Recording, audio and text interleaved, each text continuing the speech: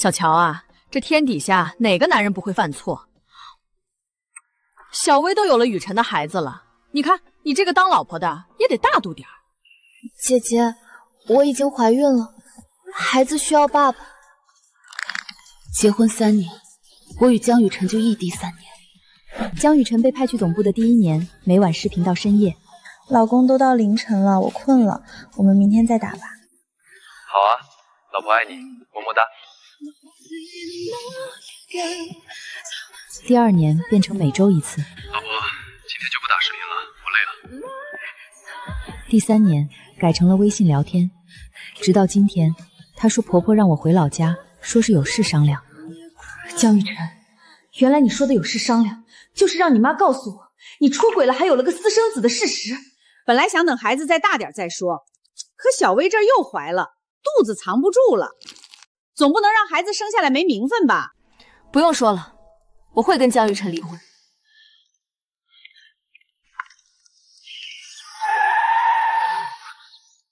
江雨辰看见我的那一刻，我明显在他眼中看见了心血。爸爸快过来！这孩子至少2岁，10个月怀胎加上2岁，刚好是他调去总部的第1年。那个每晚跟我视频到12点，连我说句嗓子疼都要连夜点外卖的男人，原来在那个时候就让别的女人怀了孕。好啊，真好啊，江一晨，你竟然在我们新婚第1年就已经出轨了！姐姐，你别怪陈哥，都是我的错，是我那天喝多了缠着他，他心里只有你。沈乔，你听我解释。解释什么？解释你白天与他双宿双飞，晚上在视频里叫我老婆。乔乔，别在这里闹，妈还在里面看着。原来在你眼里，我戳穿你的谎言叫做闹。男人在外面应酬，难免逢场作戏。小薇肚子里又揣了一个，你结婚3年肚子都没动静，总不能让江家断了香火吧？我不能生。江雨辰，你没告诉他吗？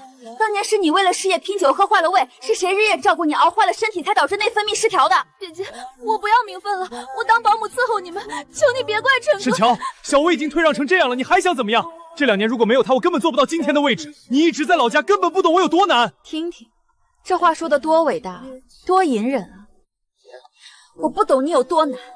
你出国的启动资金是我卖掉外婆留给我的祖宅凑的。乔乔，相信我，等我3年，我一定风风光光接你来总部。江雨辰，我们彻底完了。陈哥，我肚子好痛。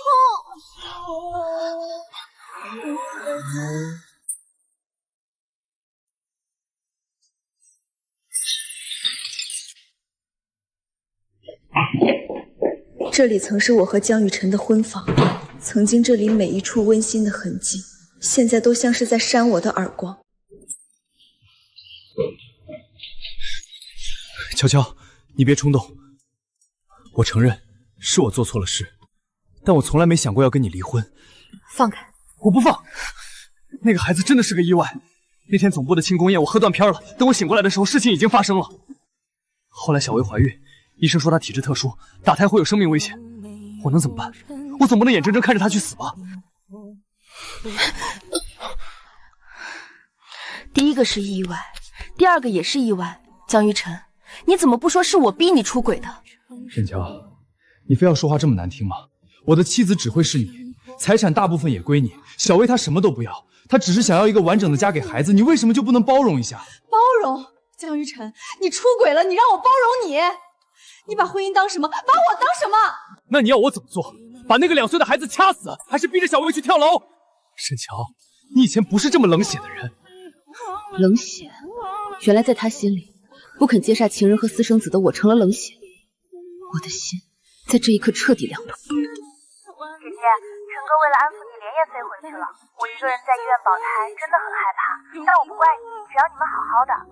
哎呀，不小心发错了，姐姐，没看到。这就是你说的，财产大部分都归我。乔乔，你听我解释，这是妈逼着我签的，说是给孩子的保障。明天上午9点，婚姻登记处见。你不来，我就起诉离婚，顺便把这份协议发到你们公司内网。陈哥，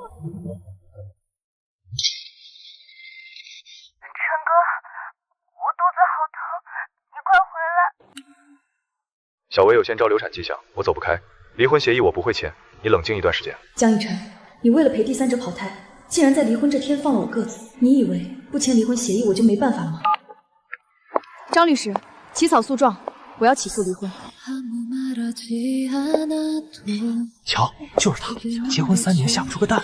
听说江总外面连2胎都有了，他还死皮赖脸占着正宫位，真不要脸！我要是他，早就拿钱走人了。获得本年度最佳设计奖的是夏薇。这个奖我要感谢江总的指导，没有他就没有我的今天。这个项目我熬了3个通宵，每一个线条都是我画出来的。夏薇连 4ED 都不会，这个奖本应该是我的。另外宣布一件事，设计师沈乔因身体原因无限期停职，分公司总监一职暂由夏薇代理。江逸晨，你既然用这种方式逼我低头，你以为你剥夺我的心血，架空我的事业，给我当众难堪，我就会落荒而逃了吗？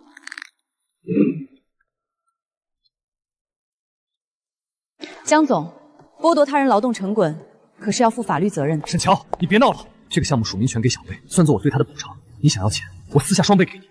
拿我的心血去补偿你的第三者，江逸晨，你真是让我开了眼界。姐，你别怪陈哥，我只是想要个证明自己的机会，奖金我1分不要，全都给你。夏小姐真大度，不像某些人不下蛋还嚣张。沈乔，你不会也说你也怀孕了，装肚子疼吧？既然身体不舒服，那就别在这儿待着了。保安，把沈设计师请出去。江逸晨，我没有装，求求我，带我去医院。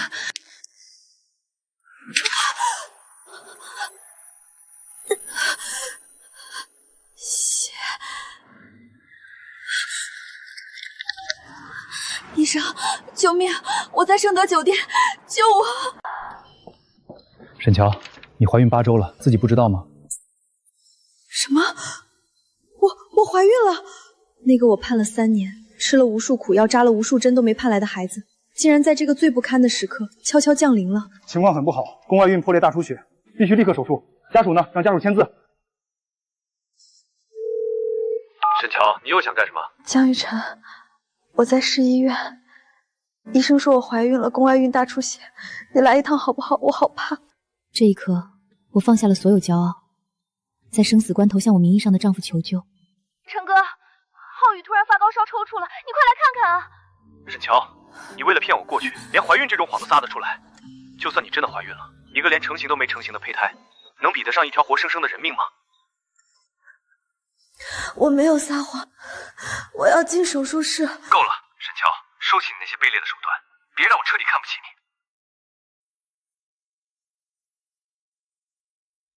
你。姑娘，不能再拖了，你自己能签字吗？我曾无数次幻想过我们的孩子会是什么样子，我以为只要我再等等，他就会回来，我们会有一个完整的家。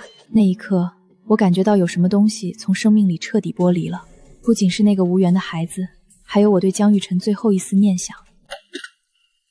我已经向法院提起离婚诉讼，就算你不签字，只要我们因感情不和分居，法院也会判决离婚。再见，江一晨，我不要你了。江玉晨，你想要你的圆满，我给你，只希望你以后千万别后悔。1年前，我在那场手术里死了一次，我拿着仅剩的积蓄离开，没日没夜的画图熬夜，终于我成了业内顶尖设计事务所的合伙人。沈总，商业地产峰会快开始了。听说了吗？星辰集团今年亏损惨重，资金链都要断了。星辰集团，那不是江于晨的公司吗？可不是，那位姓江的今天也来了，正四处求人救命呢。江雨晨也来了。张总，您再看一眼，我们星辰的新项目真的有潜力。哎呀，沈总，沈总，您可算来了，大家都等着听您的发言呢。乔乔，江总，好久不见。你这1年去哪儿了？我找了你整整1年，你为什么连个音讯都不留？江总，请自重，这里是公共场合。乔乔，你还在生我的气，对不对？我知道错了，我和夏薇已经……江总，你的私生活我没兴趣知道。如果是谈合作，请联系我助理预约；如果是叙旧，抱歉，我们没什么旧可叙。我能感觉到江雨晨一直在看着我，但我连一个余光都没有分给他。乔乔，求你给我5分钟，就5分钟。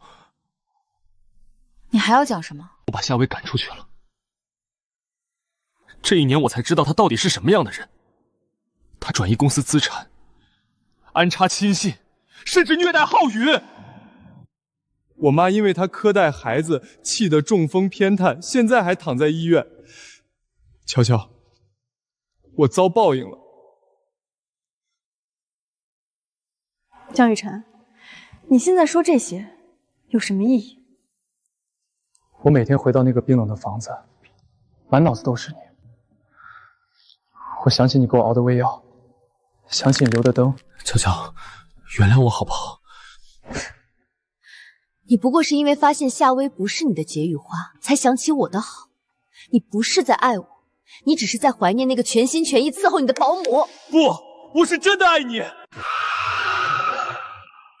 好你个江雨城，非要离婚，原来是找到了夏家。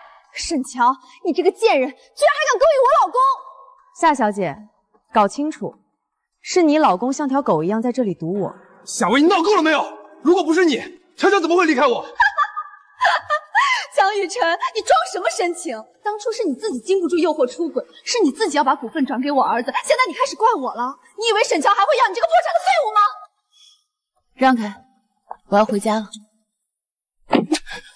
乔乔，再给我一次机会好不好？江雨晨，从你选择出轨的那一刻起，我们就没机会了。我告诉你，这辈子你都别想摆脱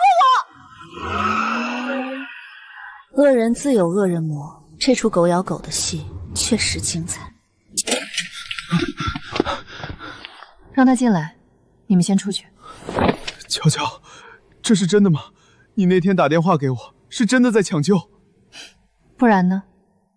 江总以为我在跟你开玩笑吗？为什么？为什么你不告诉我？如果你告诉我情况这么严重，我怎么可能不理你？我没告诉你吗？我说我在医院，我说我大出血，我说我好怕，是你告诉我，一个没成型的胚胎比不上你儿子发烧，是你让我收起卑劣的手段，别让你看不起。我是畜生，我不是人。乔乔，我不知道那天浩宇烧得厉害，夏薇一直哭，我脑子一乱就……脑子一乱？江雨晨，你只是在心里做出了选择，在我和你那个私生子之间，你毫不犹豫地放弃了我。你知道一个人躺在冰冷的手术台上是什么感觉吗？你不仅杀死了我们的孩子，还剥夺了我做母亲的权利。医生说，我以后自然受孕的概率几乎为零。对不起，对不起。你的道歉不值钱，滚吧，以后别再来见我。保安，把我办公室的人请出去。乔乔，我真的知道错了。乔乔，咖啡是有点苦，但我的心里却前所未有的痛快。迟来的真相才是最锋利的刀，这把刀终于捅进了他的心脏。江雨晨回到总部后，彻底与夏薇清算。江雨晨，你竟然报警抓我！你不能这么没良心！要不是你，1年前我肚子里怀着的孩子根本不会出事儿。你以为我不知道？1年前你肚子里怀着的孩子根本不是我的。你以为你跟前男友勾搭那点事儿我查不到？你怀孕前1个月，我正好在出差，这孩子根本就不是我的。不，雨晨，我只是犯了全天下女人都会犯的错，求求你原谅我，原谅我。把他带走，我手里有他转移资产的全部证据，我要告他！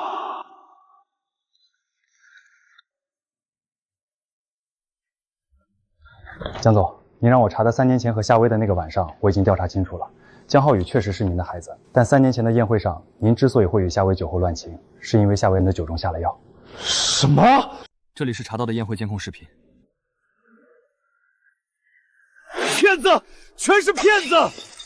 原来3年前，夏薇就买通服务员下药，所谓的酒后乱性，竟然是他的精心算计。浩宇的存在是他算计来的。我为了一个算计我的毒妇，为了一个带着目的出生的私生子，失去了他，真是蠢的可以啊！悄悄，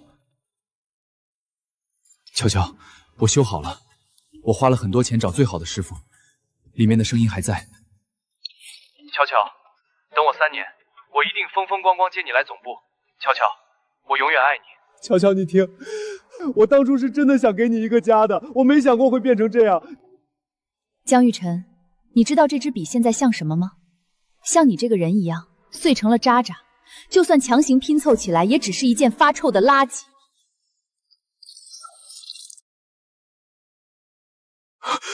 不要，不要！这是我留下的唯一关于你的东西了，悄悄，求求你别毁了它。毁了他的不是我，是你自己。江于晨，收起你这副深情的受害者面孔。你不是在为我哭，你只是无法接受自己现在的下场。你怀念的是那个坐拥贤妻事业有成，还能在外面偷吃的江总。现在你一无所有，还想拿这支破笔来感动自己，真恶心。我真的遭报应了。妈在床上瘫着骂我，浩宇根本不认我，我每晚闭眼都是你的样子，我活不下去，我真的活不下去。跟我有什么关系？江雨晨，需要我提醒你吗？我们已经离婚了，1年前法院就已经判了我们离婚，我们现在没有任何关系。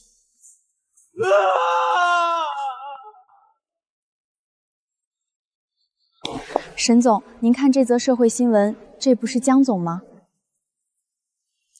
以后这种新闻不要给我看，和我没有关系。对不起，沈总，是我多嘴了。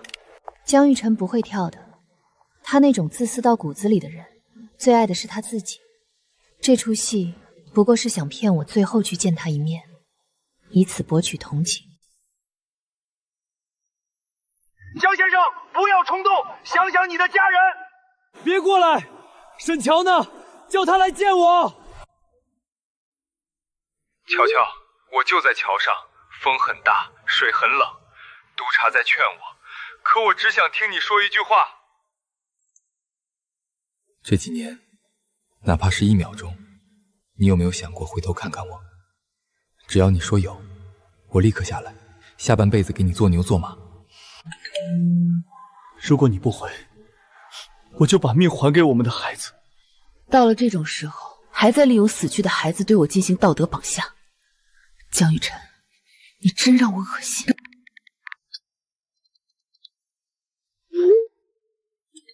没有，因为你让我觉得曾经爱过你的自己真的很蠢。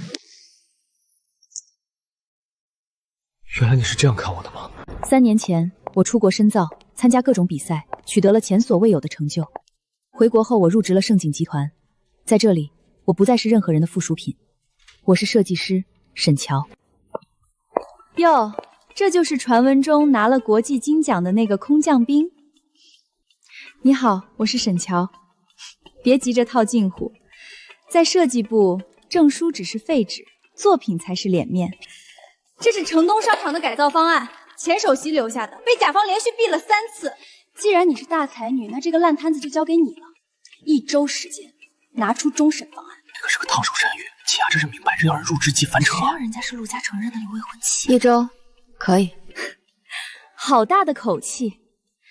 希望下周1，你别哭着求陆总不要开除你。陆总，秦雅这么刁难沈乔，需要我去干预吗？不必。如果连秦雅都搞不定，她也不配待在盛景。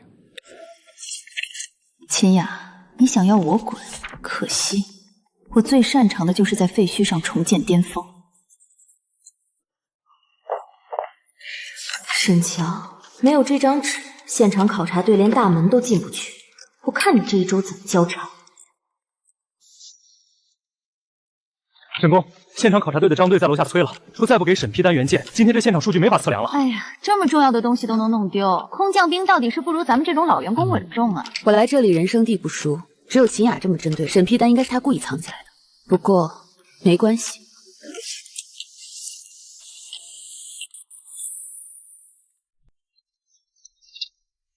审批单呢？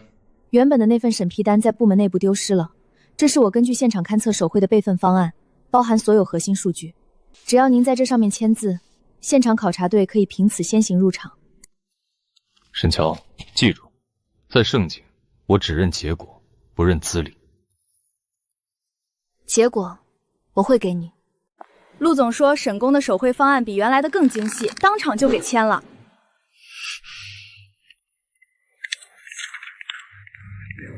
沈乔，咱们走着瞧。秦雅想用这个被毙了3次的烂方案坑我，但我发现这个方案不仅是平庸，简直是在杀人。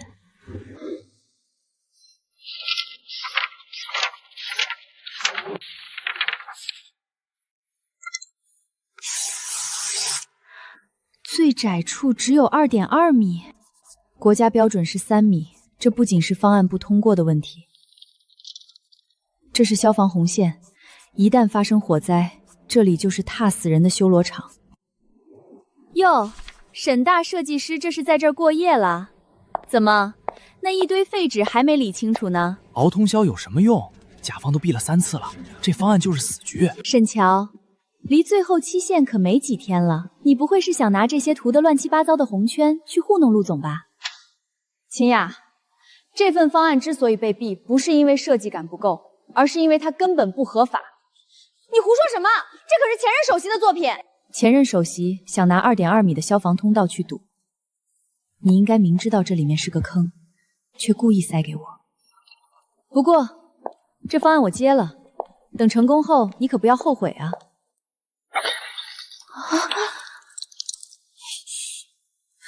沈乔，你生气什么？刘总，这个方案确实被毙了3次，我们也尽力了。这不，公司特意安排了刚回国的金奖大设计师沈工来接手。可惜啊，某些人可能还没适应国内的节奏，3天时间，怕是连图纸都没看全。盛景如果没诚意解决安全隐患，这合同签了也是白签。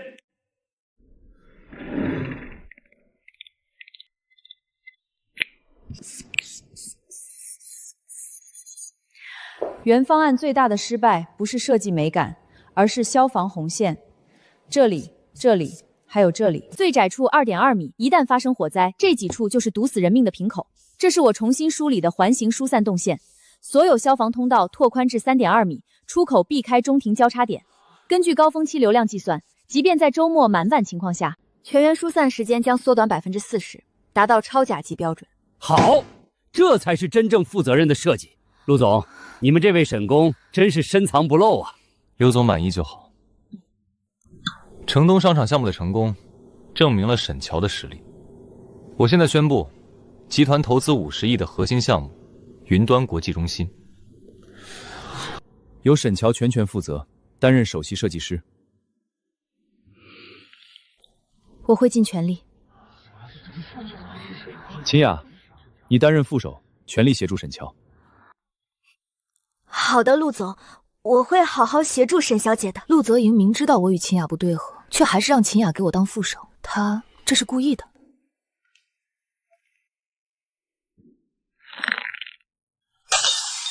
沈乔，你凭什么当上首席？凭什么负责50个亿的项目？我不服，我不服！帮我查一下沈乔，去查他的过去，尤其是感情经历和家庭背景，越详细越好。沈乔，只要抓到你的把柄，我要你从盛景爬着出去。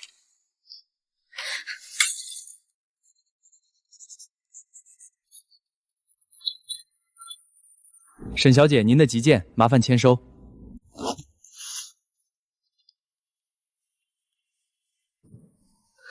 那是外婆留给我的老房子，也是3年前我为了给江雨晨筹措创业资金，卖掉抵押给债主的地方。是外婆的信。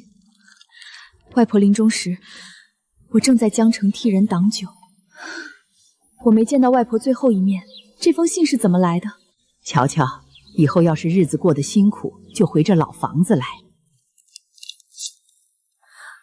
乔乔，外婆很想你，我知道自己时日无多了，已托人把积蓄和拆迁赔偿日后转给你，愿你永远幸福安好。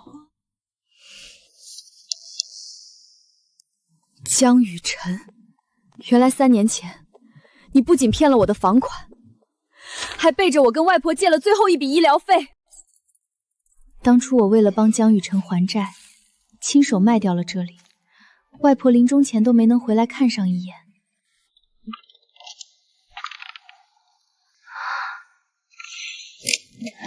这是外婆的。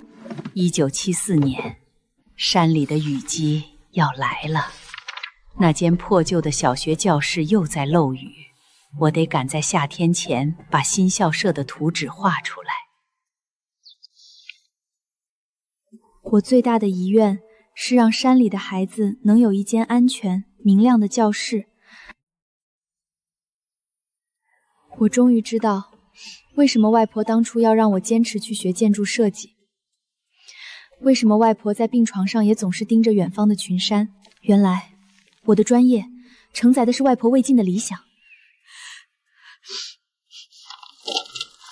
江雨晨骗走了你的钱，毁了你的希望。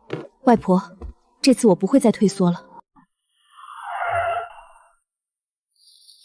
陆总，你怎么找到这儿来的？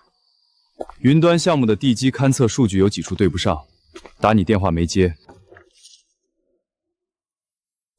陈森说你请假回老家了。对，我来我外婆家找点东西。陆总，要进去看看吗？这些都是你外婆画的？她是当年的知青。这种梁柱结构和采光处理，领先了当时的设计理念至少30年。他把建筑的实用性和这里的乡土气息结合得几乎完美。你外婆是个天才。可惜，这里马上要拆迁了。你想保住这房子？这里是他最后的心血，我不能让它变成一堆废墟。盛景在清溪镇附近有建材供应基地，我认识专门做古建筑修复的施工队。技术和建材的问题，我来解决。陆总，这是我的私事。在盛景，首席设计师的情绪变动会直接影响50亿项目的进度，帮你解决后顾之忧，是我的职责。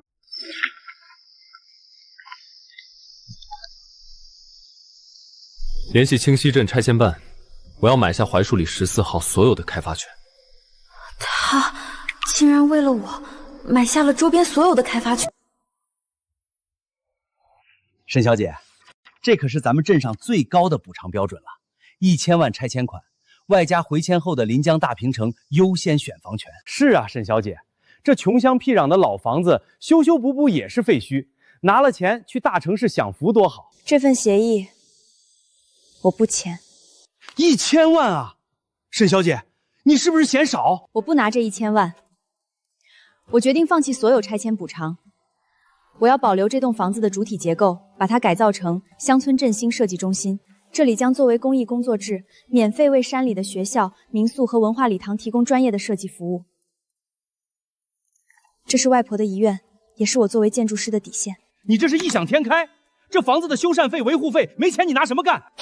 他有钱，50万启动资金已经转入你的个人账户，不够，随时问我要。陆总，这不是施舍，是盛景对乡村振兴项目的首笔赞助。这栋房子的开发权我会亲自跟你们县里谈。现在，请你们离开。陆总，我放弃1000万，选择留下一座老宅，真的没问题吗？1000万能买到房子，但买不到这世上唯一的理想。沈乔，你比我想象中更有趣。地基出现了严重的不均匀沉降，半边房子都在往下陷，这墙随时可能塌。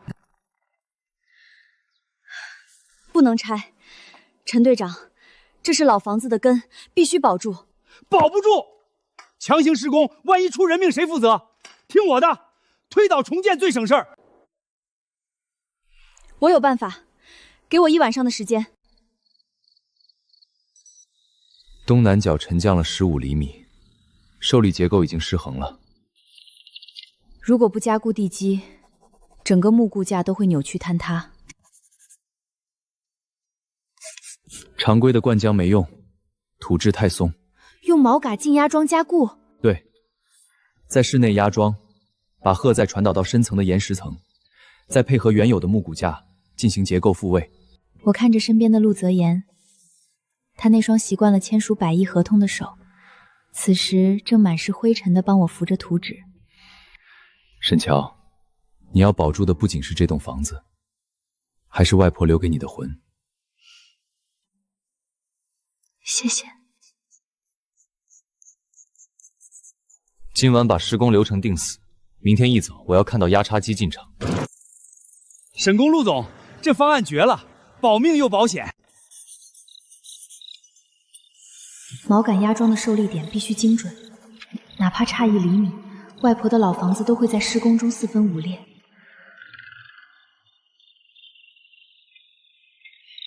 镇上唯一家还没收摊的小店，吃完再花。陆总，你还没回酒店？既然是盛景的公益项目，身为总裁，我有义务监督进度。这个承重柱的支点还是不对，压桩机进不去。把压桩孔位向外偏移15度，改用斜拉桩，避开原有的木质梁座。这样不仅能避开梁座，受力还更均匀。陆总，对建筑加固也这么有研究？陆家祖上是做营造起家的，这点常识还没丢。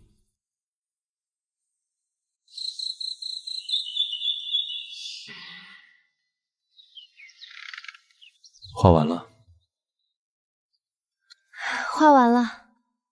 睡一会儿，早上9点，我陪你盯着进场。陆泽言，谢谢你。在这个荒凉的老宅阁楼，我第一次感觉到，原来并肩作战的滋味还不赖。我想在这里做一个环形木地地台，不破坏树根，又能让孩子们夏天在这里看书。想法不错，不过排水槽的位置要再往外移2公分。2公分，我算一下。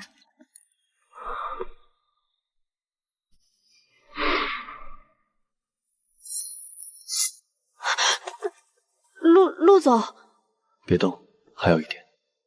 沈强，你发现没有？你认真做事的样子，真的很迷人。我以为我已经对感情这种事彻底死心，可为什么被这个男人盯着看的时候，我会手足无措？剩下的细节回盛景再定。走吧，带你去吃顿好的，就当是犒劳主设计师了。听陆总的。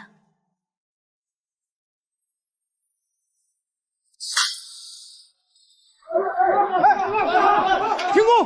都给我停下！沈家这丫头心黑的，要拆掉外婆的老房子，盖大别墅赚钱。老乡，你们误会了，我们这是加固，少废话。谁不知道沈乔在大城市发了财，现在回来占咱们镇上的地，这是坏了祖宗规矩。都住手！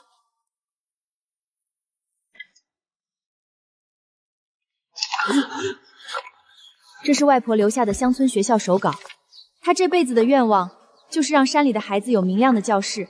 我不盖别墅，也不卖房，这里以后是乡村振兴设计中心，专门为村里免费提供设计。这是当年沈老师画的粮仓图。对，不仅是这栋老房子，我还承诺村里那个漏雨的文化礼堂，我沈乔会负责免费重新设计改造。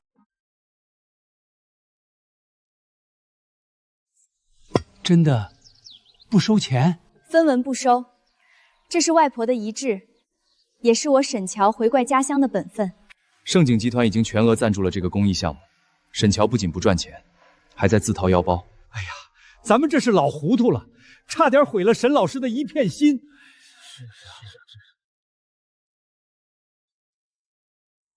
都愣着干啥？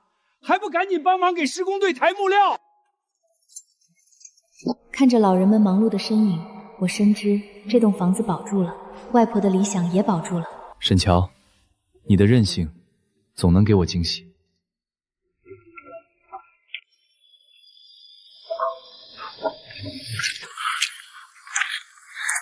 那个谁，江玉晨，动作快点，别挡着老板的道。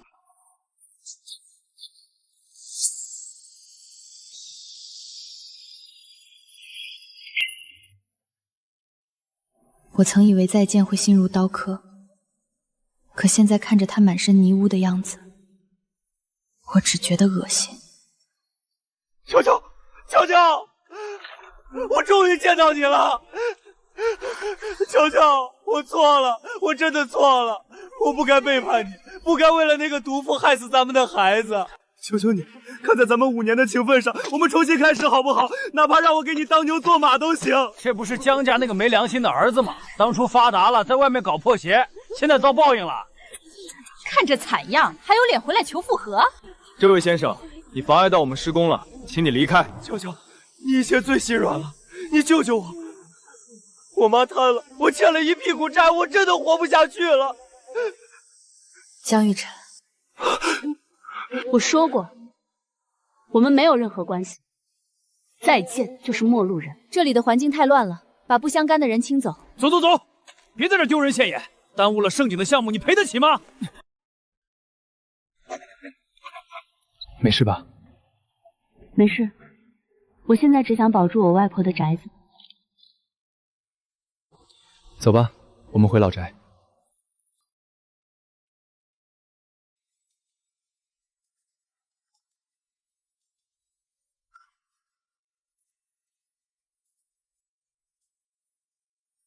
我以为看到他过得不好，我会大快身心，可刚才看到他在泥地里的样子，我只觉得恶心，觉得3年前那个为了这种人拼命的自己真的很蠢。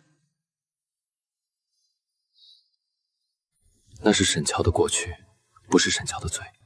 从今天起，那些泥潭里的垃圾再也碰不到你一根头发。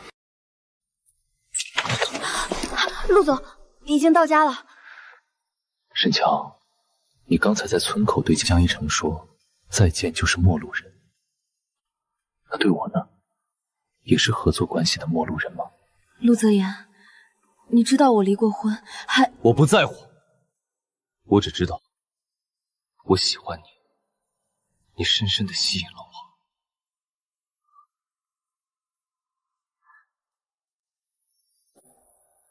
沈乔，你能和我在一起吗？陆泽言，我也喜欢你。放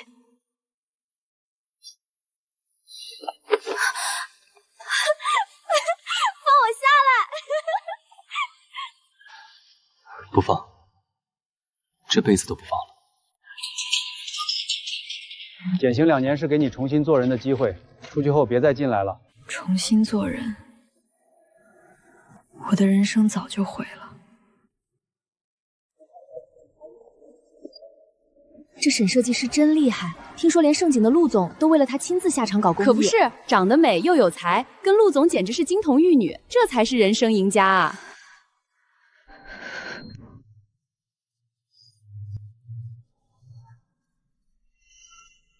首席设计师沈乔，沈乔，凭什么？要不是我减刑提前出狱了，我还不知道你背着我过得这么风光。我的人生被你毁了，我的孩子，我的钱，全都没了。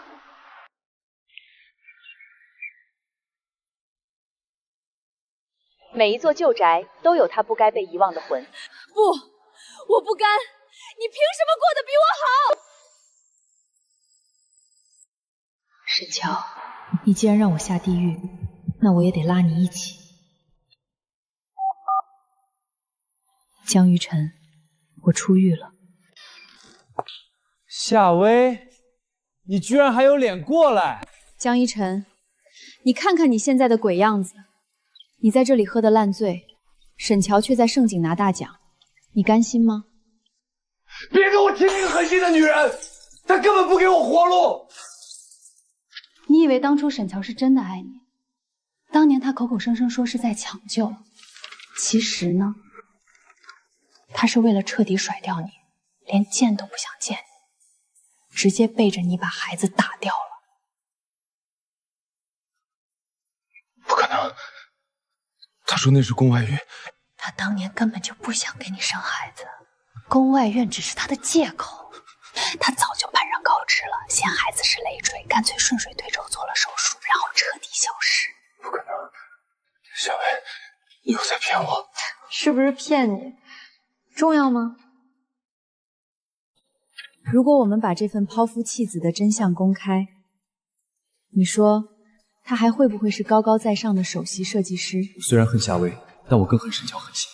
但凭我自己斗不倒陆泽言和夏薇，倒不如和夏薇相互利用。事成之后，我再对付这个毒妇。我要让他身败名裂。拿着，明天去盛景集团，咱们在那儿给沈设计师送一份大礼。你哪来的钱？这你就别管了，只要沈乔身败名裂，他就会回到你身边。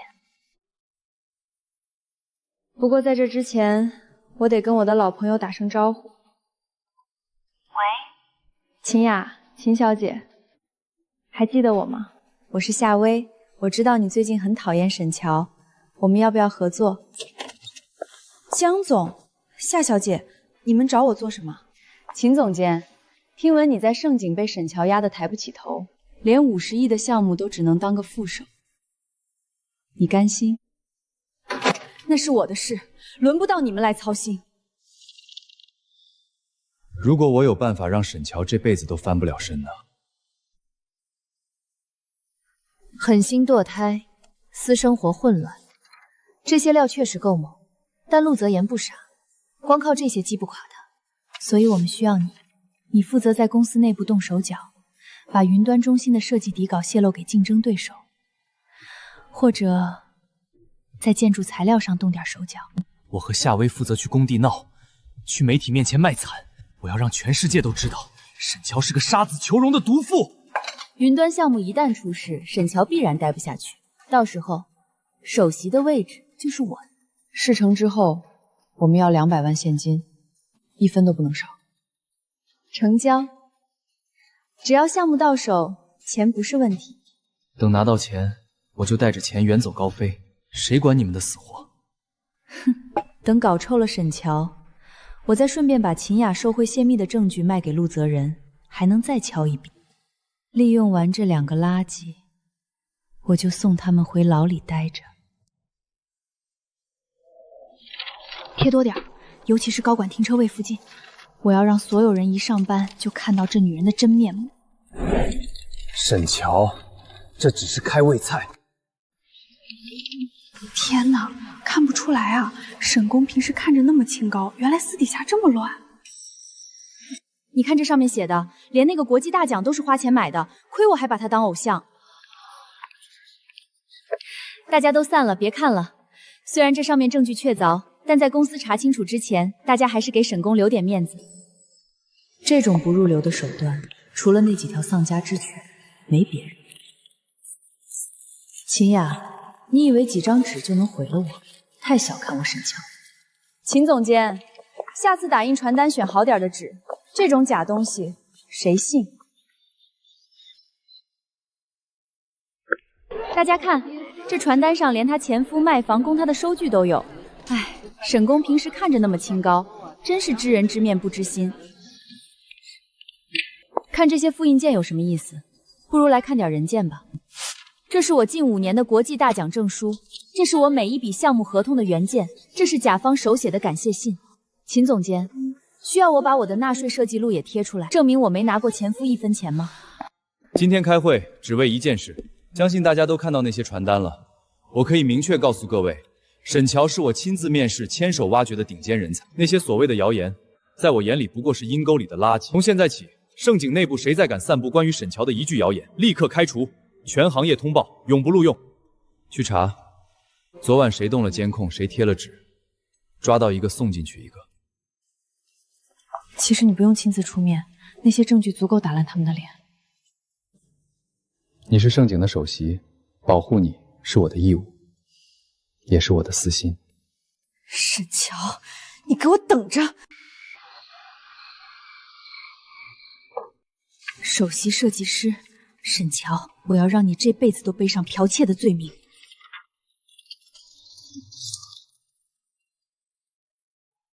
搞定了，这是国外一家倒闭的事务所公章，日期我改到了沈乔方案出笼的1个月前。不仅有章，我还找了黑客，在国外的冷门论坛里发了帖，把这份伪造图的时间戳往前移了。只要这份东西在董事会上传开，就算想护，也护不住一个抄袭的员工。江雨晨，明天你负责把这些东西发到行业内部邮箱，动静越大越好。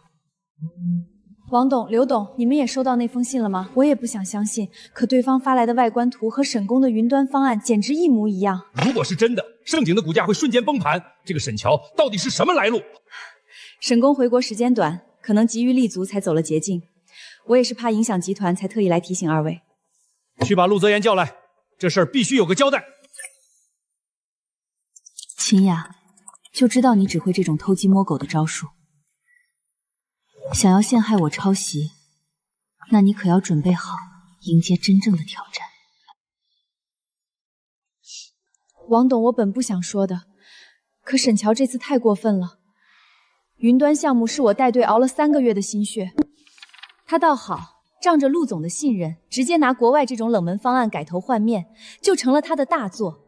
剽窃是行业大忌，他沈乔真敢拿盛景的适应开玩笑？他刚回国，急着立稳脚跟，可如果这事儿被媒体爆出来，盛景股价暴跌，这责任谁担得起？王董，我是为了公司好，才冒死来找您的。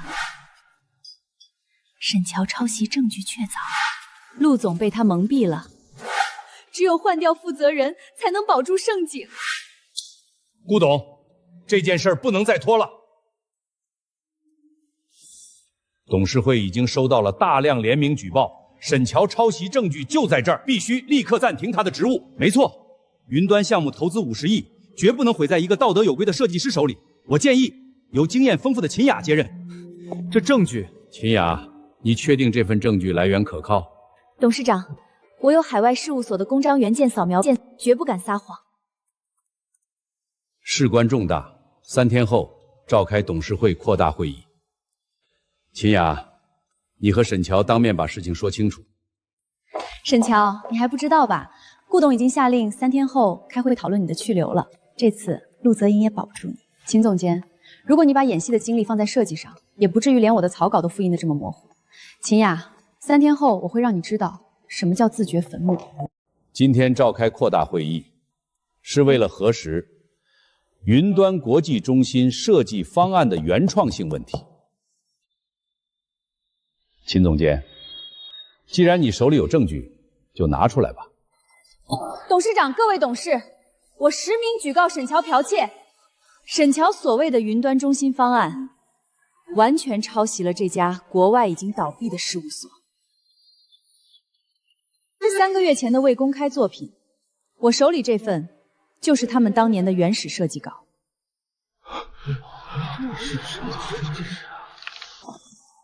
沈乔，你还有什么好解释的？这种程度的相似度，你当董事会都是瞎子吗？盛景50亿的项目，竟然建立在偷窃之线，这要是传出去，盛景就全完了。其实我早就发现了问题，可沈乔仗着有陆总撑腰，在部门里处处打压我，威胁我不准说出去。董事长，为了盛景的100年声誉，我请求董事会立刻罢免沈乔，追究他的法律责任。秦总监，戏演得这么卖力，累不累？你少在这里转移话题，证据确凿，你以为你还能蒙混过关？既然你这么喜欢拿证据说事，那我们就看点你没见过的。秦雅，你以为你偷的是我的成稿，殊不知你偷的那份是我故意写错扔在垃圾桶里的废弃草稿。这是伪造的，是你提前批好的假时间线。伪造，秦总监，你偷我废稿的时候，怎么没顺便看看我电脑里的原始工程文件？你胡说，这些都是你为了脱罪临时编造的。我不需要辩解。董事长，给我半小时，我现场用设计自证原创性。哼，现场自证？你以为设计方案是信手毒鸦吗？如果我证明不了这套方案是我的原创，我不仅立刻辞职，从此往后，我沈乔永不踏入设计行业。好啊，这可是你自己说的，大家可都听见了。既然沈工立下了这样的军令，各位董事府不妨给他这个机会。毕竟毁掉一个天才容易，但要挽回盛的声誉难。沈乔，你确定这可不是儿戏？我确定。好，半小时。陈助理，准备绘图平板，投屏连接。沈乔，那份图纸的每一个线条我都背下来了。半小时，我看你能画出什么花儿来，等着滚出设计圈吧。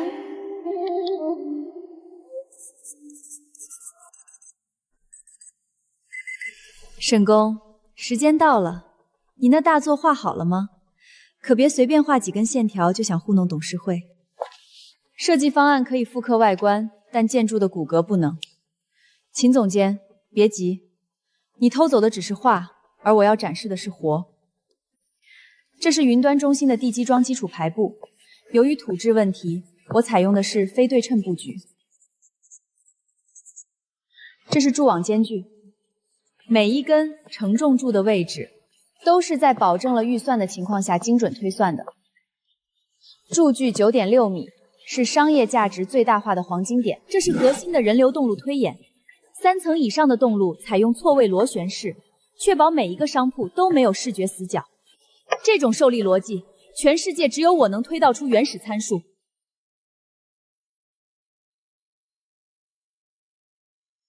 秦总监，你既然说这方案是抄袭的，那你来解释一下，为什么我的参数为什么和国外的那家公司完全不同，甚至我的更完美？那是你连看都看不懂，也配说我抄袭？好，这才是真正的建筑师。这种功底不是靠复印机能印出来的。沈宫受教了。真相大白了，秦雅，你还有什么话要说吗？还有，秦总监，既然你说这张图是国外事务所的原创，那请问这张图里的柱网间距是多少？这是外观概念图，间距当然是根据结构灵活调整的，大约是8米。我的最终方案间距是9米，但你手里这张错误的废弃稿间距是8米。在建筑学里，1米的画差意味着什么？你懂吗？差了这1米，整个建筑的承重能力会直接下降20%，商铺的实用面积会缩减15%，最致命的是，整体造价会因为结构冗余增加30%。你偷了我扔在垃圾桶里的废稿，改了个署名就敢说是国外原创，连最基本的商业逻辑和结构安全都不懂。秦总监，这张满是错误的废稿不是我的，你拿着我不要的垃圾当宝贝，还有脸站在这儿指控我抄袭？沈宫画的是活生生的工程逻辑，你拿出来的就是一堆经不起推敲的废纸。秦雅，你身为设计部副总监，竟然伪造证据陷害同事，甚至差点毁了集团50亿的项目，你真是好大的胆子！董事长，我也是被沈乔打压的太狠了，我才打压。沈乔刚才展示的每一个数据都是实打实的本事。秦雅，盛景留不住你这种吃里扒外的人。秦总监，法务部已经收集好了你泄露公司机密、伪造证据诬告的全部证据，先把他带到隔壁休息室看管，等会议结束后直接移交督察。陆泽言，你不能这么对我！我是陆家承认的未婚妻，我奶奶当年和陆老夫人亲口定下的婚约，你们陆家不能言而无信！够了，别在这儿丢人现眼，先带下去。沈乔，我不会放过你的，我做鬼也不会放过你。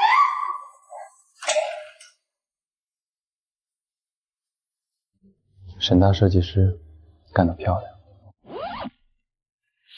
既然要论证据，那就看看真正的原创过程。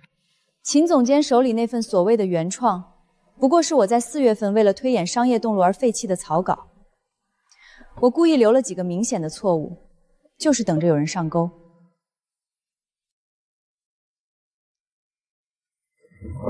沈宫，是我老糊涂，被这种低级手段给蒙蔽了，我向你道歉。不仅是手稿，盛景内部的系统立项记录也不会说谎。当沈宫还在国外时，我就已经就云端项目的初步构想与他签署了保密协议，但这文件上的日期比秦总监伪造的所谓原创时间整整早了3个月。身份证、出入证还有送货单拿出来。师傅，我是给工地送水泥的，工头让我上来找秦总监签个字。秦总监，他不是刚被抓住了吗？啊，我不知道啊，我早上接到的通知说让我今天过来，那我去楼上看看，要是没人我就走。行了行了，上去吧，签完字赶紧下来，别在楼里乱逛。是。秦雅这个废物，竟然这么快就猜了，我倒要看看沈乔到底有什么底牌。这个日期，秦总监伪造的所谓原创时间，整整早了3个月。完了，全完了！他手里竟然有这么早的底牌，那个废物怎么连这点事都办不好？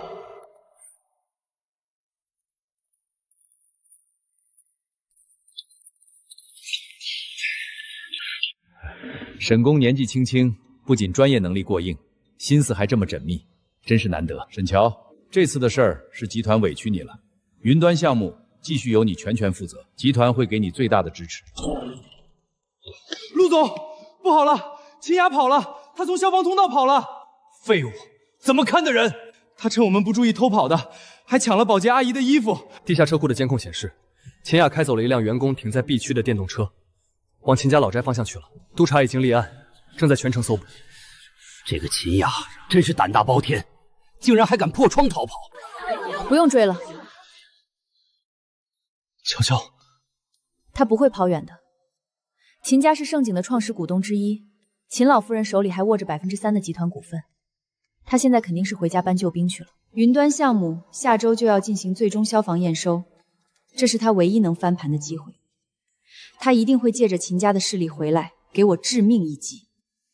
我们将计就计，故意放出消息，说我因为秦雅的事心力交瘁，项目管理出现了漏洞，我要让他把所有的底牌都亮出来，然后一次性连根拔起。好，都听你的，我会让安保部门配合你，布下天罗地网。奶奶，爸，我真的是被沈乔陷害的。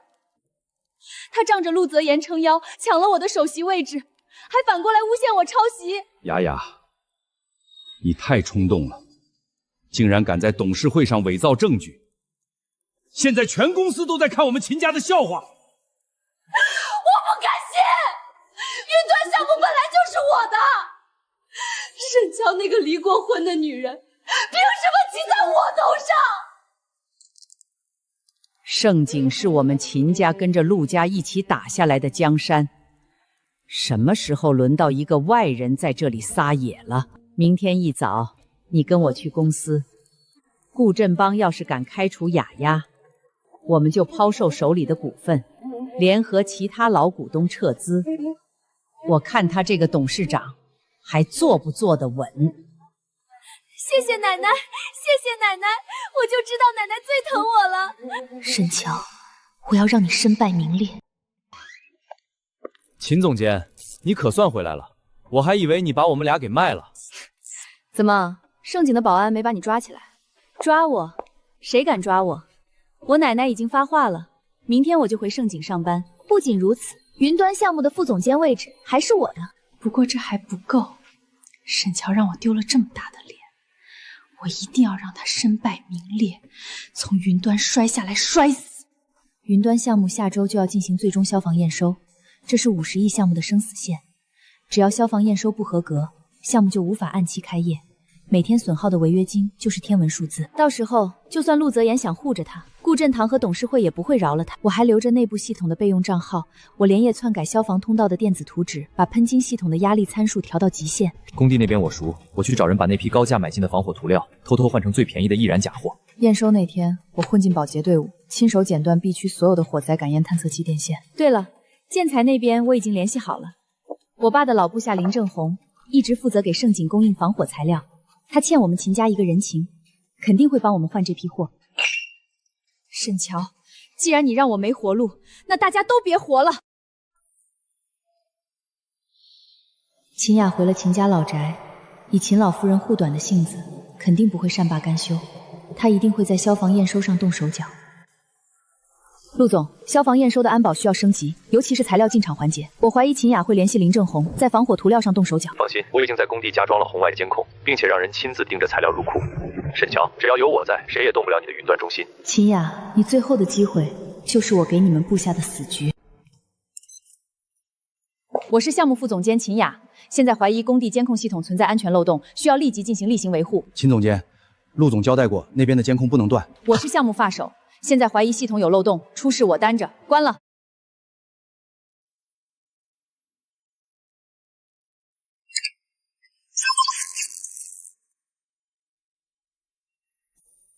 沈乔，没有了录像，谁知道这假货是谁送进来的？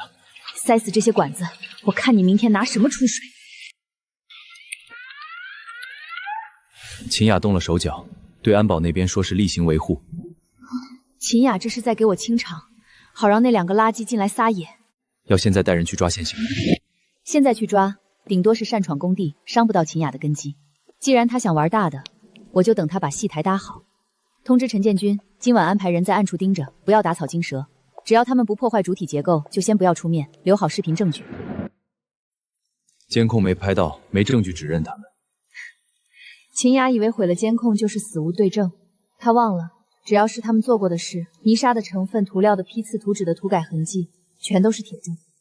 明天验收失败，才是这场博弈的开始。烟感报警器全部失灵 ，B 区、C 区无任何反馈信号。怎么会这样？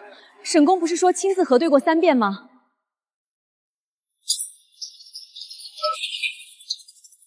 系统堵塞，水压不足。沈设计师，云端中心预应收不合格。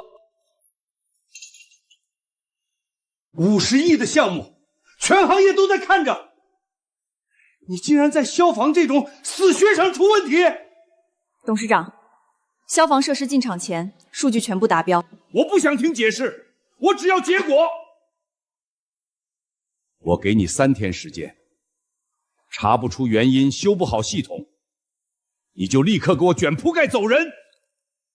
盛景不养废物。沈设计师，哎呀，真是可惜了。要是3天后还是这个结果，云端中心怕是要换负责人了。秦雅，看来你对这个结果很满意。我是为了公司担心，某些人既然没本事保住位置，就该早点腾地方。3天时间，足够我把那些钻进水管里的老鼠一只一只抓出来。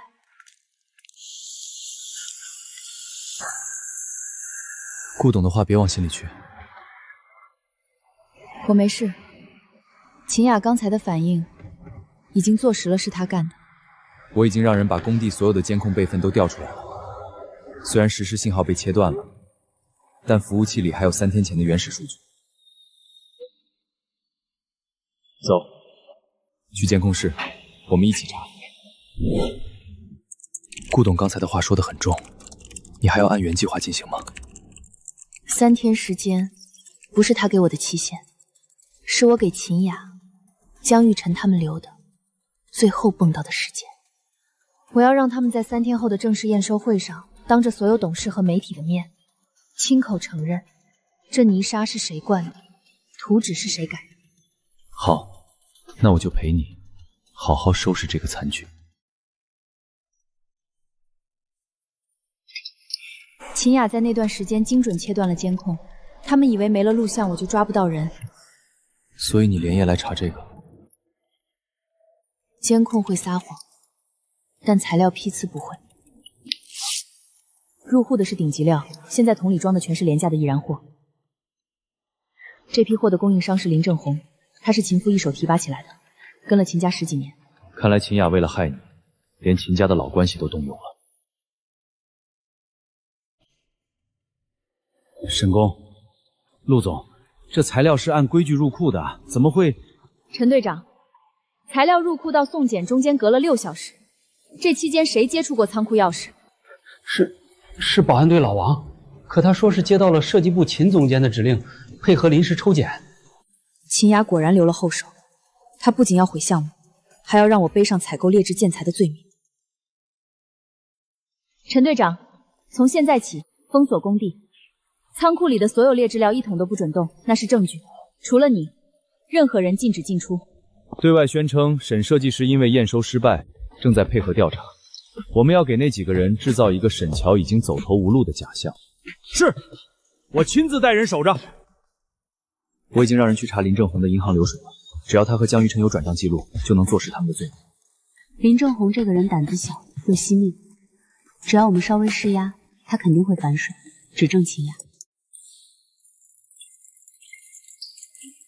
秦雅以为断了监控就能抹掉一切，但他忘了，只要是人走过的地方，就一定会留下痕迹。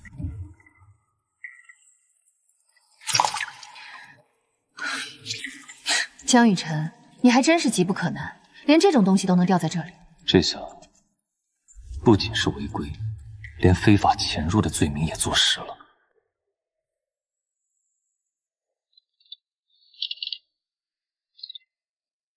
光有出入证还不够，必须证明秦雅在内部配合。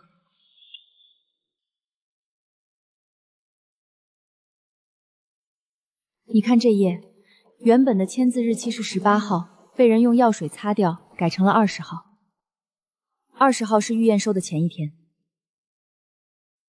他们篡改记录，是为了掩护江一晨进场调换材料和夏威灌泥沙的时间。这种细枝末节的涂改都能发现，沈大设计师，你比我想象的还要敏锐。现在给顾董打电话吧。不，顾董只看结果。等明天正式验收会上，秦雅和江雨晨以为自己胜券在握的时候，我再亲手把这些证据甩在他们脸上。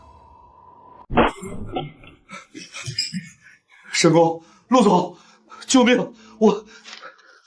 我招了，全招了。这是江一晨给我的5万块转账记录，还有秦雅给我打电话让我换材料的录音。林总，下午验收失败的时候，你可不是这么说的。怎么，现在突然良心发现了？是因为我刚才让人查封了你所有的仓库，并且通知了税务部门查你的账吧？陆总，我错了。秦雅拿我女儿的工作威胁我，说我要是不帮她，就让我女儿在整个行业都混不下去。我也是被逼的呀。50亿的项目啊，我就算有10条命也不够赔的。我上有老下有小，我不想坐牢啊。5万块钱加一句威胁，就想买我的命，你这买卖做得挺值啊。沈公，只要您放我一马，明天的会上我当众指认秦雅。我这还有夏威找我买泥沙的收据。明天董事会，你如实把一切说出来，算是立功。该承担的责任跑不掉，但量刑上我会让法务部替你说明情况。谢谢沈公，谢谢陆总，我一定实话实说，我一定配合到底。江玉成和夏薇这对亡命鸳鸯还真是绝配，一个调包，一个赌馆，三线并行。秦雅改图纸，江一晨换材料，夏薇毁系统，他们这是想让你死无葬身之地。可惜啊，他们送来的不是我的断头台，而是他们自己的送葬曲。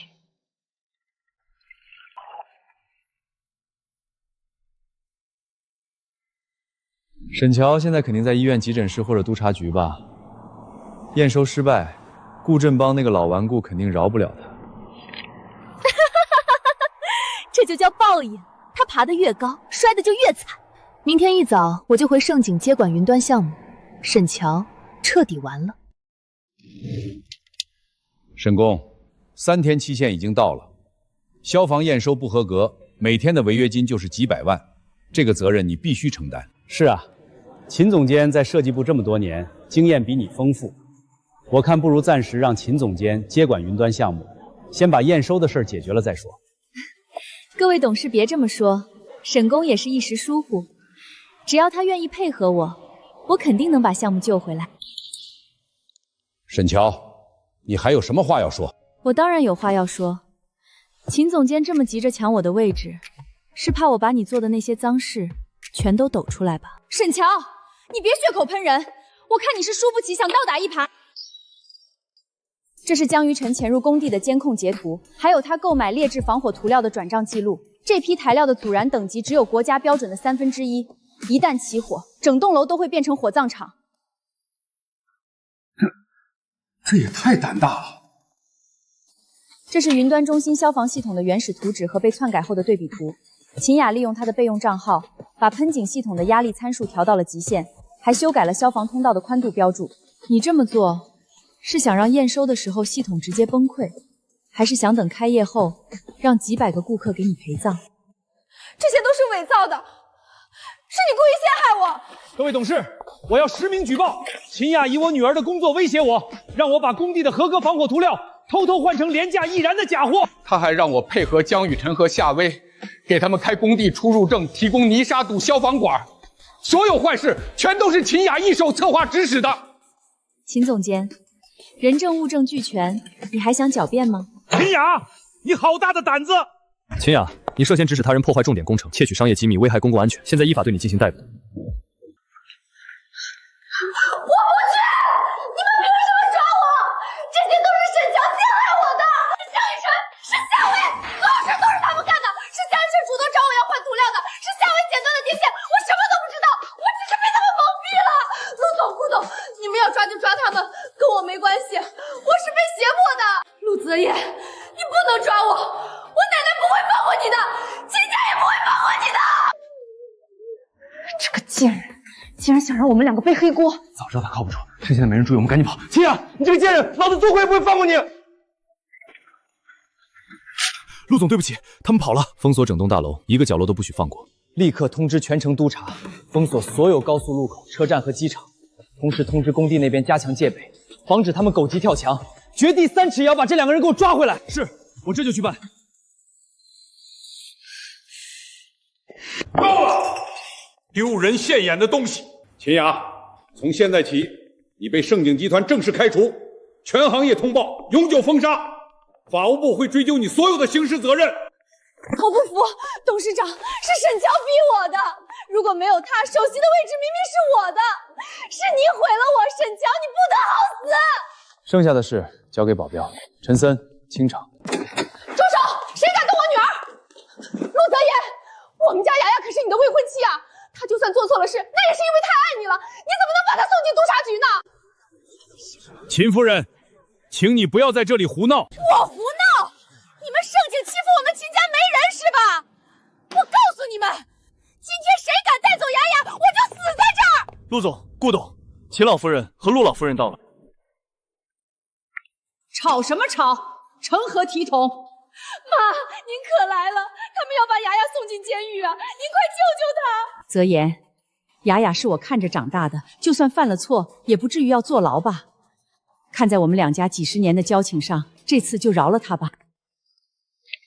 奶奶，您怎么亲自来了？我再不来，有些人就要骑到我们陆家头上了。陆老夫人，你这话是什么意思？什么意思？秦雅勾结外人，破坏盛景50亿的项目，差点酿成大祸。按照法律，判他10年都不为过。我没让你们秦家赔偿盛景的损失，已经是仁至义尽了。雅雅只是一时糊涂。再说了，当年要不是我们秦家出钱出力，盛景能有今天吗？当年的情分，我们陆家早就还了。这些年，你们秦家从盛景捞了多少好处，你心里清楚。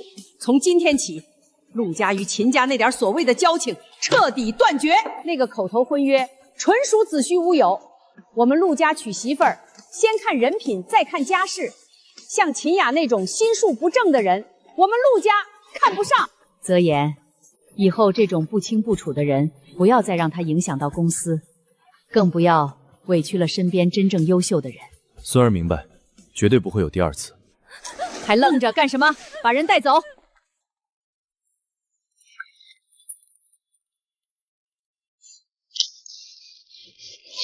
秦雅，你这个贱人，是你害了我！你说过会保我们没事的。我害了你，要不是你们2个废物连这点小事都办不好，我怎么会落到今天这个地步？废物！你说事成之后给我们200万，结果呢？自己躲在后面享福，出事了第一个把我们推出去顶罪。我就不该信你！我在监狱里蹲了2年，好不容易出来，又被你拉下水。秦雅，我做鬼也不会放过你！闭嘴！你们2个穷鬼！要不是我给你们机会，你们现在还在捡垃圾，现在输了就怪我，你们也配！够了，丢不丢人？救我！我不想做老奶奶。我没有你这样的孙女，秦家的脸都被你丢尽了。我们走。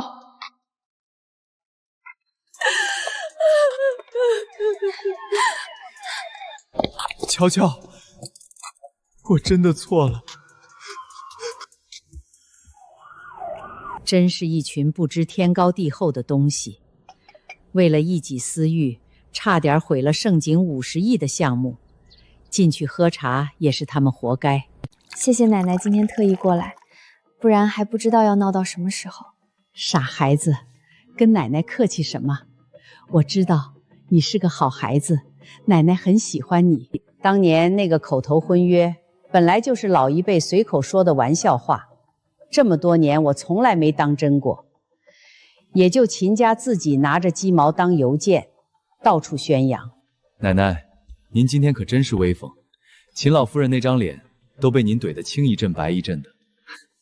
我要是不来，你能镇得住那个撒泼的秦魔？再说了，我再不来，我的好孙媳妇儿就要被人欺负死了。陆总、陆老夫人、沈总，法务部那边已经把所有证据都整理完毕，提交给检察院了。林正广的证词也录好了，他愿意出庭指证秦雅3人。很好，通知法务部，一定要追究他们的全部刑事责任，不能有任何姑息。是，我这就去办。好了，公司的事儿你们处理吧，我也该回去了。年纪大了，折腾这么半天也累了。我送您下去。不用，让司机在楼下等着呢。你们俩好好休息休息，这段时间为了云端项目都熬瘦了。瞧瞧，等忙完这阵子，就和泽言把婚事定下来。奶奶还等着喝你们的喜酒呢。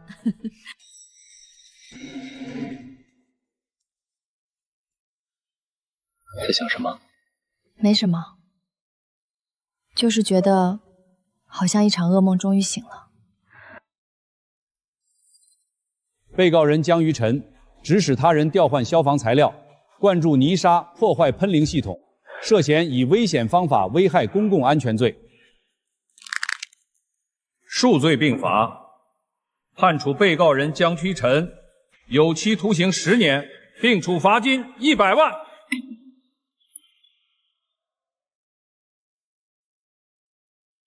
被告人夏薇参与教唆破坏重点工程，判处有期徒刑7年。不，这不可能！我才刚出来，不要！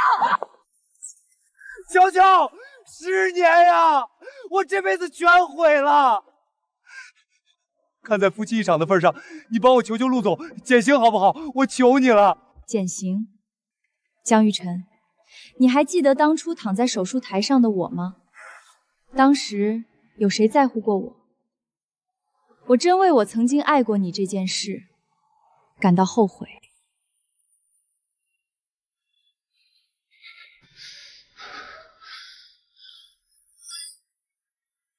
沈乔，我恨你，我恨你！吵什么吵？再吵加刑3个月。10年，够吗？不够。但看着他从云端跌进阴沟里慢慢腐烂，比杀了他更让我痛快。陆泽言，谢谢你，拯救了过去的我。沈总，加盘吧。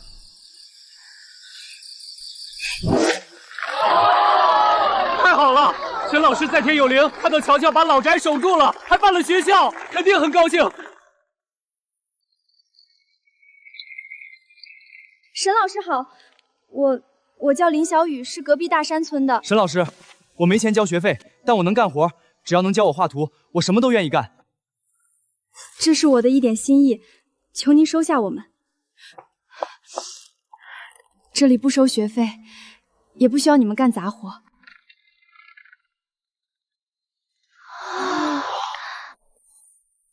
我外婆当年的愿望是让山里的孩子有明亮的教室，现在我也要实现我的愿望。只要你们想学，只要你们肯吃苦，我沈乔一定倾囊相照。我要让你们亲手画出自己家乡的未来。谢谢沈老师。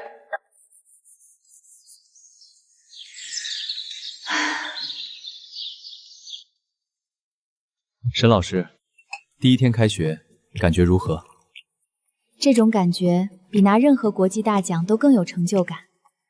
看着他们眼里的光，我就知道我做的一切都是值得的。盛景已经堆加了300万的公益奖学金，以后每年都会有。这5个孩子只是个开始，以后会有更多山里的孩子来这里学习设计，实现自己的梦想。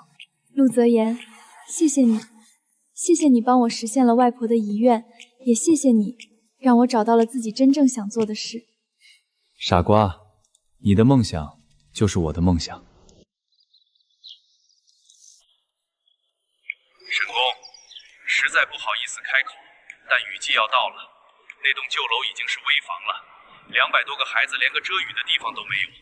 周校长，情况我明白了，但初步核算重建起码要500万，我现在的公益奖学金账户缺口太大了。我知道，我再想想办法，看看能不能找县里再拨点。陆泽言，你干什么500万这种小钱，没必要让老人家去到处求人。盛景集团全额出资，不只是重建教学楼，我要给云山小学盖最好的图书馆、操场和宿舍。陆泽言，这不仅仅是钱的问题，你这是在帮我承担我外婆。我知道。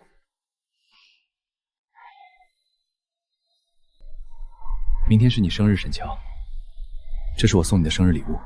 我忙得自己都忘了，可这个礼物太贵重了，陆泽言，你不需要为了我做到这一步。贵重吗？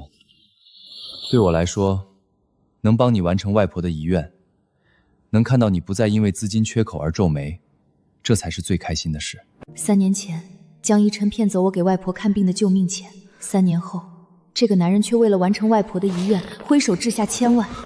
陆泽言，你这样会把我宠坏的。宠坏了最好，这样除了我身边，你就哪儿也去不了了。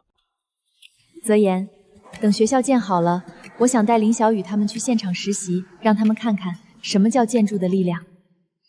好，云山县那边我已经让陈森把最好的施工队调过去，1周后我陪你现场动工。走吧，天快黑了，明天是你生日，我已经让人把老宅收拾好，我们回去住。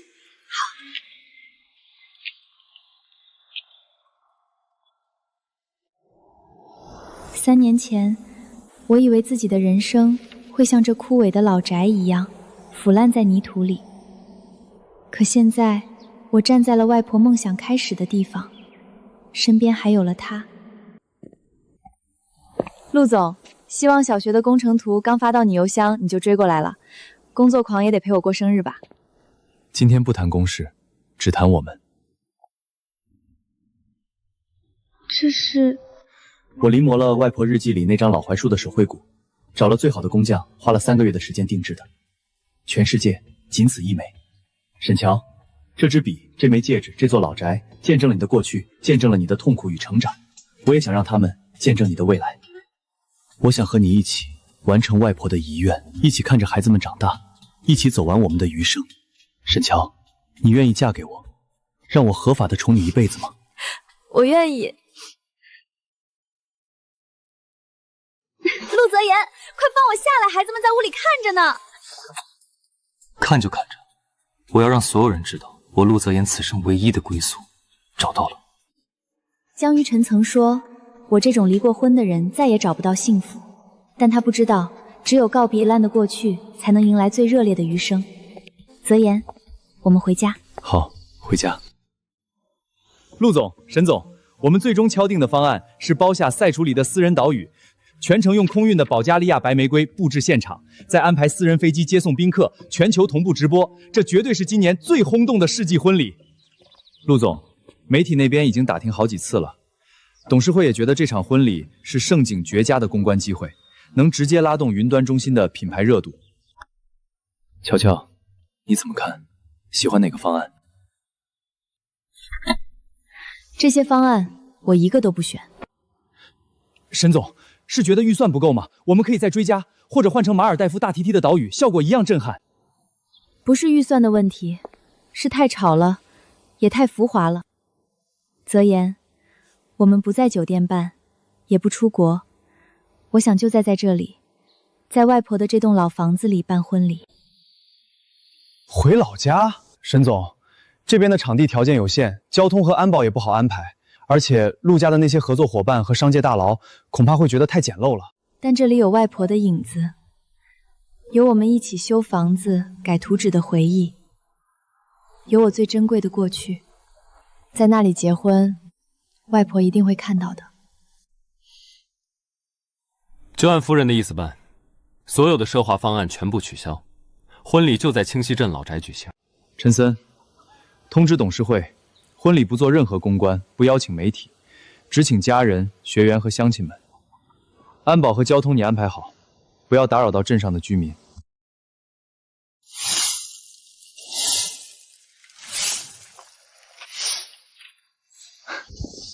陆太太，真的决定了，在这里办，陆家的那些合作伙伴可能会惊掉下麦吗？让他们惊着吧。陆总，你后悔吗？没有期待中的世纪大婚礼，只有这一院子的槐花香。只要新娘是你，哪怕是在这槐树下拜个天地，我也是这世上最体面的人。谢谢你，泽言，谢谢你懂我的每一份不舍。剩下的我来筹备，你只需要负责在那天做一个最漂亮的新娘。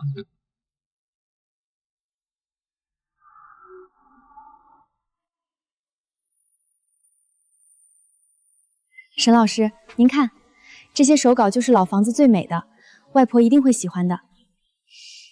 小雨，你有心了。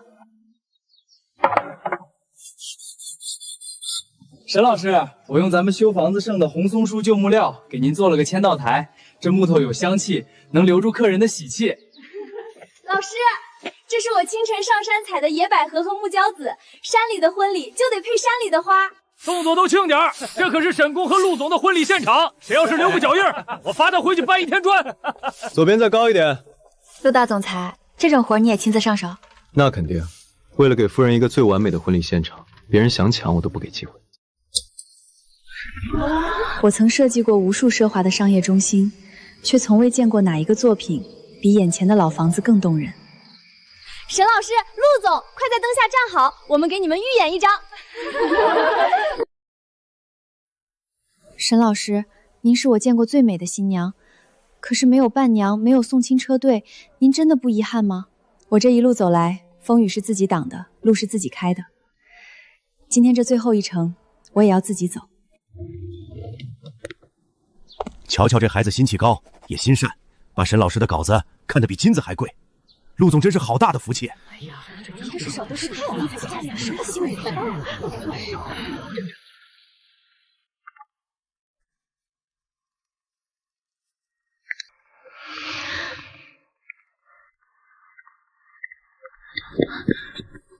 沈乔，这辈子你再也不用一个人走了。外婆，您看，我把自己嫁出去了。我守住了您的房子，也守住了自己的心。以后，我会带着这些孩子，盖出更多您梦里的教室。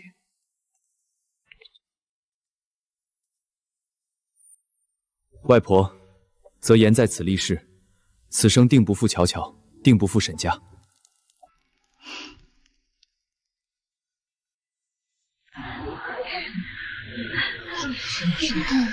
沈乔，在遇到你之前，我的人生只有冰冷的钢筋水泥。以前我觉得建筑只是利益的载体，是权力的堆砌。是你让我明白，好的建筑能承载一个人的魂，能承载梦想和希望。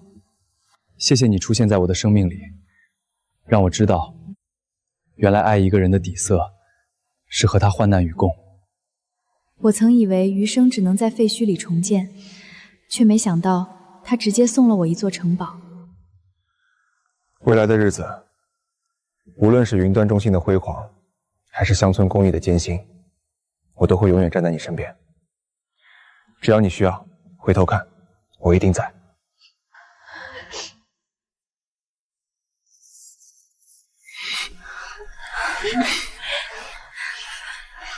陆泽言，余生请多指教。沈老师，一定要幸福！总，你要是欺负我们老师，我们全村都不答应。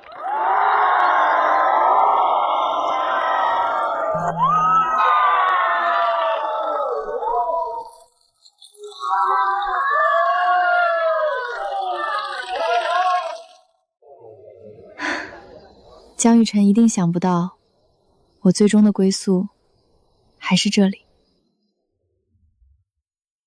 这里不是终点，沈乔，这是我们故事的开始。3年前，我是那个满身鲜血、无家可归的弃妇；3年后，我是这片土地的守望者，也是这个男人的唯一。泽言，明天我们去云山小学看看工地吧。好，听陆太太的。沈公、陆总，你们昨天刚完婚礼，今又赶过来了，太辛苦了。本来想让你们多休息几天的。没事儿，工期不等人，雨季马上就要来了，地基必须在下雨前全部完工，不然耽误孩子们明年开学。泽言、学电、沈乔，云端中心开业典礼马上开始了，所有嘉宾都到齐了，就等你们2个主角了。媒体都在问，总设计师怎么没来现场？乔乔，该你了。下面有请云端国际中心总设计师，也是我们盛景集团的首席设计师沈乔女士，通过远程连线为我们致辞。好的建筑不仅是遮风挡雨的地方，更是连接人与人、人人自然的桥梁。我希望云端中心能成为这座城市的温暖港湾，而不仅仅是冰冷的钢筋水泥。而此刻我站在这里，看着这片即将长出新学校的土地，我更希望建筑的温度能照进更多偏远的山区，能让每一个孩子都拥有一间明亮安全的教室。陈队长，这批钢筋的标号必须复查，山里温差大，结构的抗震性一点都不能含糊，这关乎孩子们的生命。沈工放心，您亲自盯着，咱们不敢有半点松懈。沈老师，您在大城市是大设计师，还愿意回这穷沟沟给娃们盖房，您是咱们村的恩人呐。我是建筑师，让孩子们在明亮安全的教室里读书是我的本分。沈老师，新学校以后真的会有大落地窗，能看到远处的云吗？会的，沈老师答应你们，明年槐花开的时候，你们就能搬进去了。云山县这一带的建材运输，我已经让盛景旗下的车队全包了，资金也已经追加到位。陆泽言，谢谢你，谢谢你不仅支持我的事业，也成就我的理想。陆太太的理想，就是我的理想。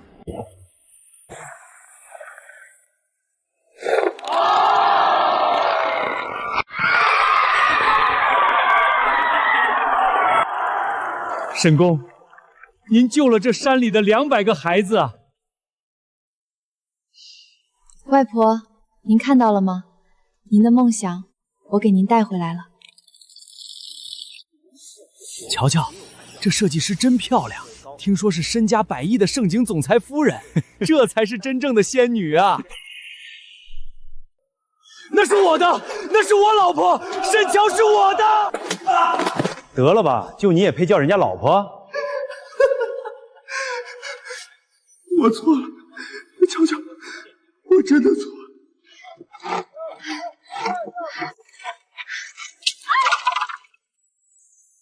磨蹭什么？加干2小时。沈乔，为什么？凭什么？你过好日子？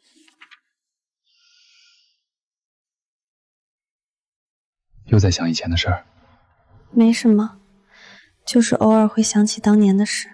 我以为自己这辈子都不会再有孩子，所以也从不敢奢望。乔乔，过去的苦都过去了，我已经联系了国内最顶尖的医生，明天我带你去做全面检查，我们好好调理身体。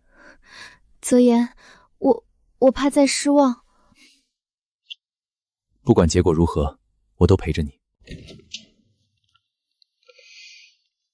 沈女士的身体调理得很好，身体机能完好，只要放松心态，配合调理，完全有自然受孕的可能。真的吗？张医生，麻烦您一定用最好的方案帮她调理。医生，真的吗？保持心情舒畅，按时吃药，我保证你很快会有好消息。3年了，我终于敢直面那段伤痛，也终于敢拥抱新的希望。乔乔，怎么样？是不是很难受？慢点，别着急。我没事，就是闻到肉味，突然有点恶心。是不是调理的药不舒服？我现在叫家庭医生过来。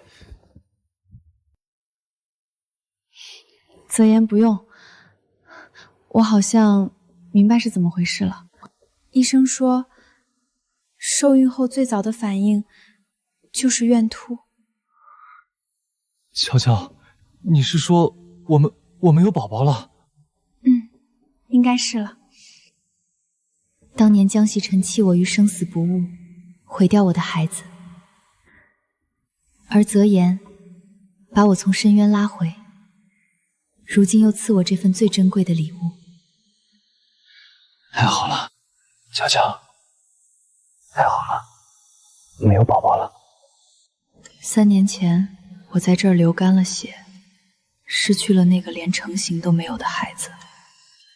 那种深入骨髓的冷，我记了3年。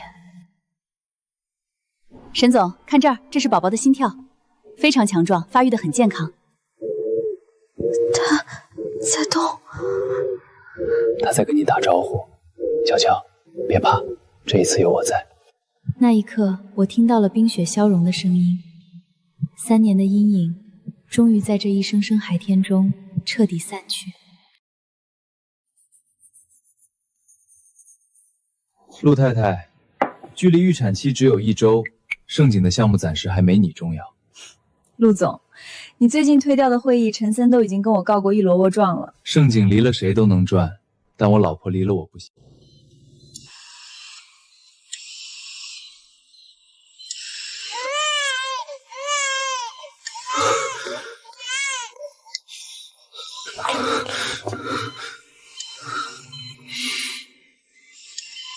辛苦了，乔乔，谢谢你，真的谢谢你。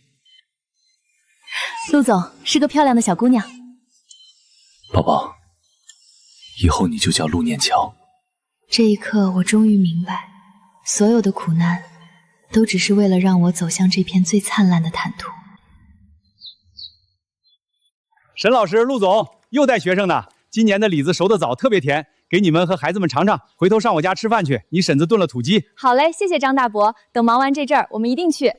3年前，我在这棵树下被江西晨羞辱，卖掉了外婆唯一的念想。那时候我觉得，我这辈子就像一艘断了烂绳的破船，在大海里漂泊，再无归舟。在想什么？这么入神？在想建筑的最高境界到底是什么？哦，那我们沈大设计师现在有答案了吗？以前我觉得是地标，是成就，是被全世界记住。现在我知道了，建筑的温度是守住想守的人，实现该实现的梦，给人一个温暖的家。泽言，谢谢你，谢谢你陪我从那场噩梦里走出来，谢谢你陪我守住了外婆的理想，谢谢你给了我一个家。陆太太，我说过，只要你需要，回头看，我一定在。这辈子、下辈子、下下辈子，我都在。妈妈，抱！我曾以为背叛是终点，现在才明白，所有的伤痛都只是为了让我把错的人还给地狱，把对的余生还给我自己。最好的归宿不是终点，而是与你一起坚守热爱，奔赴山海。沈老师、陆总，大家快站好，咱们拍张全家福。